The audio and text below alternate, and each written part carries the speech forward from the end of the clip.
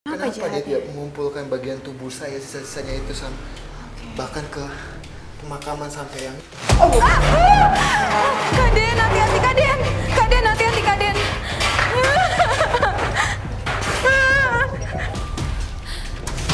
Kak. Duh.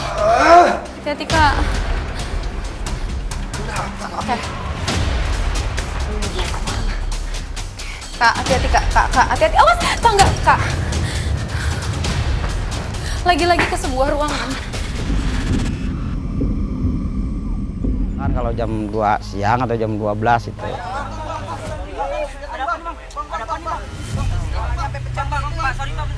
Astagfirullahaladzim, ya Allah. Malam saya lihat ini dia nangis-nangis ini. Di mana bang? Di jalan sini. Astagfirullahaladzim. Villa Jeritan. Begitulah warga sekitar mengaitkan fenomena mistis yang terdapat di bangunan yang sudah hampir puluhan tahun dikosongkan tanpa alasan yang jelas, di mana terdapat desas-desus kuat jeritan yang keluar pertanda kecelakaan pasti ada keesokan harinya. Kalau misalnya itu mah ada tanda-tandanya di situ dengan orang yang nangis di jalan terutamanya. Nah, kalau orang dulu mah hati-hati jangan di pinggir jalan katanya. Ntar takut ada kejadian. Itu pasti itu suka kejadian itu. Dia tanda-tandanya gitu. Mampukah penelusuran kami malam ini menguak suara jeritan misterius yang dianggap sebagai tanda kematian yang diuraikan dalam peristiwa tragis kecelakaan yang terjadi? Mas ya, Kenapa Kak? itu kayak ada sosok yang udah nyambut kita ya. Ada sosok di sini yang nyambut. Iya. Kaden, awas hati-hati Kak. Kaden, hati-hati. Awas.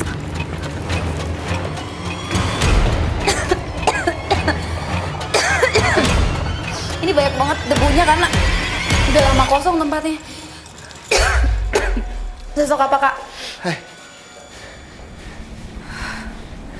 Hei, siapa kamu? Ngapa dari pada saat saya ngebahas itu pohon kamu menyambut kita? Hah?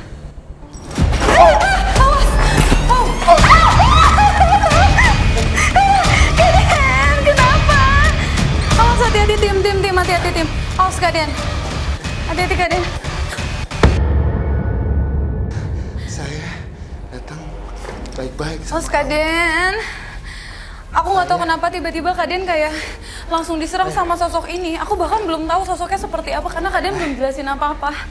Terus langsung Kami kepental gitu aja. dan teman-teman semua datang baik-baik, ingin komunikasi sama kamu. Saya tidak ada maksud apa-apa. Hah?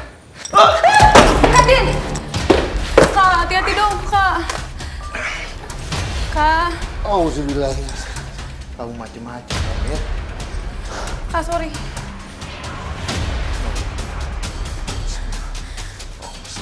Oke, Kaden masih coba untuk komunikasi dengan sosok yang ada di sini.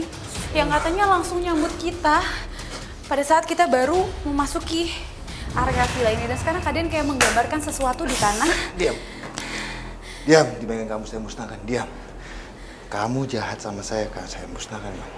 Saya datang baik-baik. Siapa kamu? Kamu suka mengganggu juga? Iya. Jadi, di samping saya Iya, Kaden. ada sosok laki-laki. Umurnya itu 20-30 tahun. Oke, masih muda. Dengan kondisi menggunakan celana jeans, menggunakan jaket, tapi kepalanya itu kayak sudah pecah.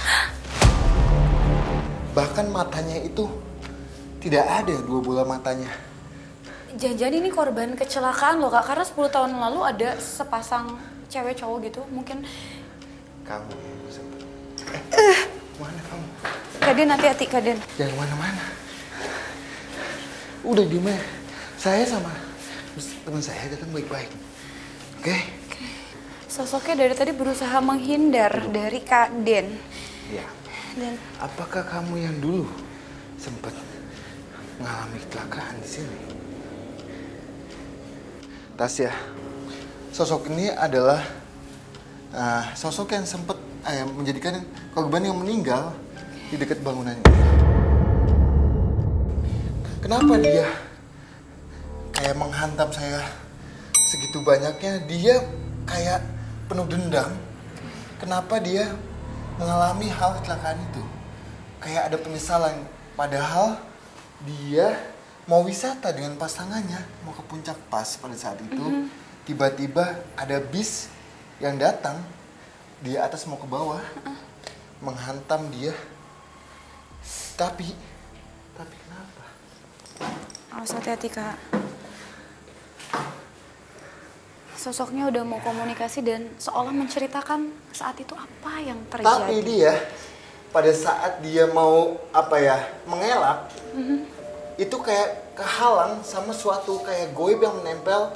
Jadi visualnya adalah pada saat dia mau ini bis mulai atas, dia mau mengeles gini, Tasya.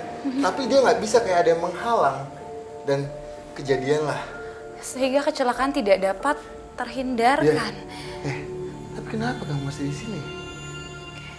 Apa kamu dikejar sesuatu? Mas Kak. Oke, kita dituntun ke sebuah tempat. Wow. Ini kayak ada barang-barang bayi gitu. Awas, Kak. Oke. Pohon pete itu, dia ngasih tahu saya bahwa Kakak denger gak sih? Iya. Itu dia yang timbulin suaranya. Iya. Kenapa dia tidak mengumpulkan bagian tubuh saya sisa-sisanya itu bahkan ke pemakaman sampai yang Kaden, hati-hati Kaden. Kaden, hati-hati Kaden.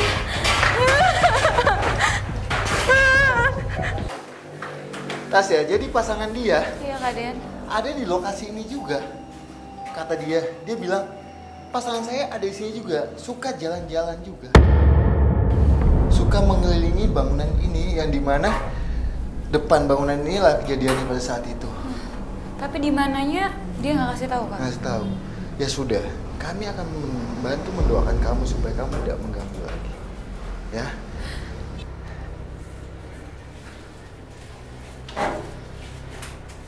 Tapi kan untuk suara jeritan, karena memang ini kan namanya adalah Villa Jeritan. Iya. Katanya setiap kali mau ada kecelakaan, entah kenapa ada suara jeritan misterius yang terdengar oleh masyarakat sekitar. Apa dia yang menyebabkan suara itu?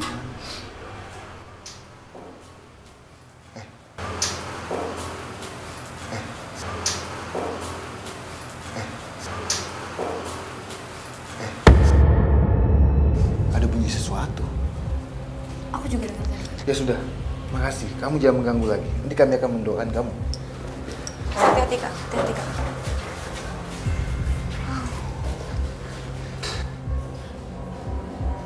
Siapa yang membunyikan sesuatu tadi?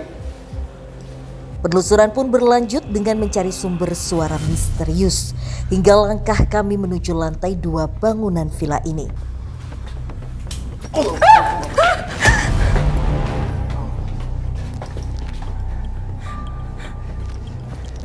Kenapa, Kak? Ada sosok lagi di situ? Saya minta kanvas. Ada kanvas nggak, tim? Bawa nggak hari ini kanvas, tim? Kalian mau coba gambarin sesuatu menggunakan media kanvas. Seperti cara untuk berkomunikasi dengan sosok yang ada di sini. Ada sebuah bangku tua. Sosoknya ada di sini, Kak? Ayo cepat, saya butuh kanvas. Ada kanvasnya? Ini dibantu. Kakak mau ditaruh sebelah mana sini?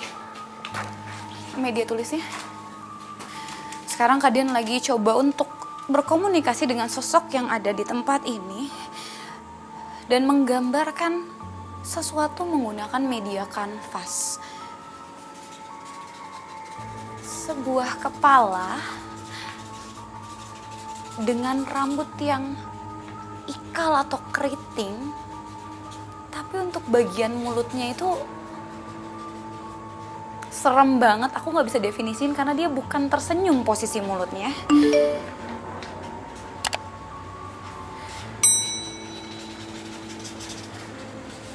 Oh, kayaknya sosok jahat deh, karena kayak senyumnya tuh kayak menyeringai gitu.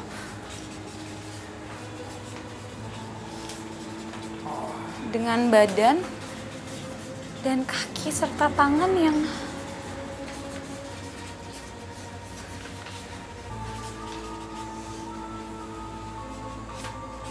tapi ada sesuatu lagi di sekitar tubuhnya.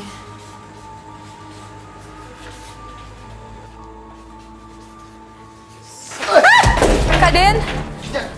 Kaden, hati-hati, Kaden. Kak. Duh. Hati-hati, Kak. Oke. Kak, hati-hati, Kak. Kak, hati-hati. Awas, tangga, Kak. Lagi-lagi ke sebuah ruangan.